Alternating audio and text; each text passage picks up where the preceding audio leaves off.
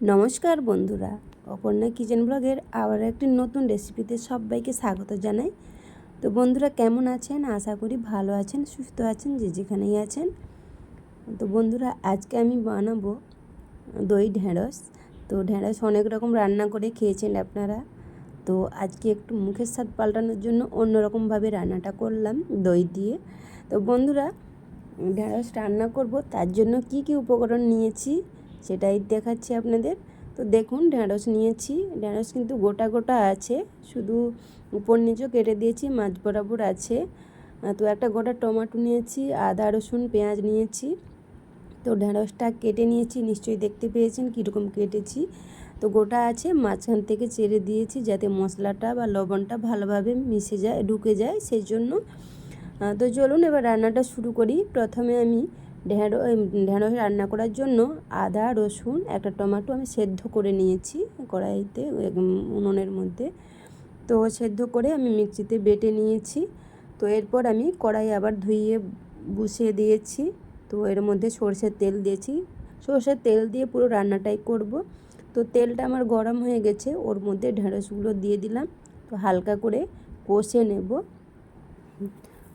তো আপনারা চাইলে ভালো করেই কষতে পারেন, তো হালকা করে কষলে তো ভালো, শরীর স্বাস্থ্যের পক্ষেও ভালো। তো সেই জন্য বেশি ভাজবো না, তো হালকা করেই লবণ দিয়ে এইভাবে কষে নিয়েছি। এবার নামিয়ে নেব। তো অনেক রকমভাবে তো রান্না করে খেয়েছি। প্লিজ বন্ধুরা স্কিপ না করে পুরো ভিডিওটা দেখবেন, আশা করি ভালো লাগবে। এইরকম রান্না করে একবার খেয়ে দেখবেন, সত্যি খুব ভালো লাগবে। তো ঢ্যাঁড়স তুলে নিয়েছি, ওর মধ্যে আবারও সরষের তেল দিয়ে দিলাম। তো ওর মধ্যে আমি কালো সরষে, কালো জিরে, দুটো লঙ্কা ফোড়ন দিয়ে দিলাম। দিয়ে আমি পেঁয়াজ কুচিয়ে রেখেছিলাম, তো সেই পেঁয়াজ কুচনোগুলো দিয়ে দিলাম। তো অল্প মশলাতেই আজকে রান্নাটা করছি।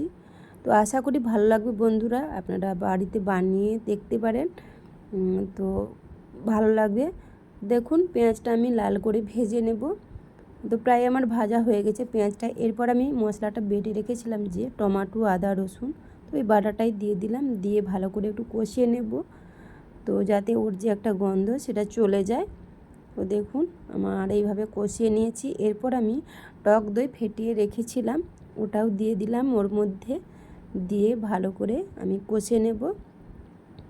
তো অল্প আঁচেই রান্নাটা করবেন এবার, কারণ দই দেওয়ার পরে পড়ে কড়াইতে লেগে যাওয়ার সম্ভাবনা থাকে, সেই জন্য অল্প আঁচেই রান্নাটা করবেন। তো দেখুন এর মধ্যে আমি স্বাদ মতো লবণ হলুদ দিয়ে দিলাম, আর জিরে গুঁড়ো ধনে গুঁড়ো আর লঙ্কা গুঁড়ো দিলাম, দিয়ে ভালোভাবে আমি কষিয়ে নেব। তো দেখুন এভাবে কষিয়ে নিচ্ছি। প্রথমেই বলেছি অল্প আঁচেই রান্নাটা করবেন। দেখুন আমার মশলা থেকে তেল ছেড়ে গেছে। তো এরপর কষে রাখা ঢ্যাঁড়সগুলো আমি দিয়ে দেব। দেখুন দিয়ে একটু নেড়ে নেব।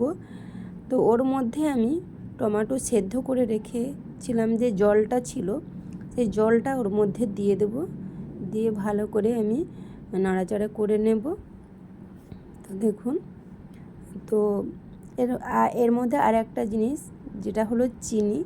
তো 1 চামচ চিনি দিয়ে দিলাম। তো চিনিটা মাস্ট দেবেন, কারণ টক দই আছে মানে মিষ্টি তো দিতেই হবে একটুখানি। তো এটা আপনাদের চয়েস দিতেও পারেন।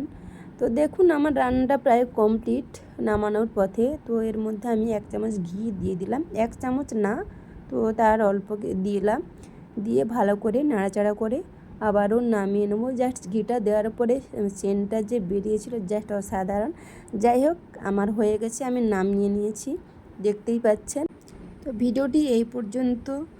তো রেসিপিটি কেমন লাগলো অবশ্যই লাইক কমেন্ট করে জানাবেন, আর নতুন বন্ধু হয়ে থাকলে সাবস্ক্রাইব করে আমার পাশে থাকবেন। ভালো থাকবেন, সুস্থ থাকবেন, দেখা হচ্ছে পরের কোনো ভিডিওতে। টাটা বন্ধুরা।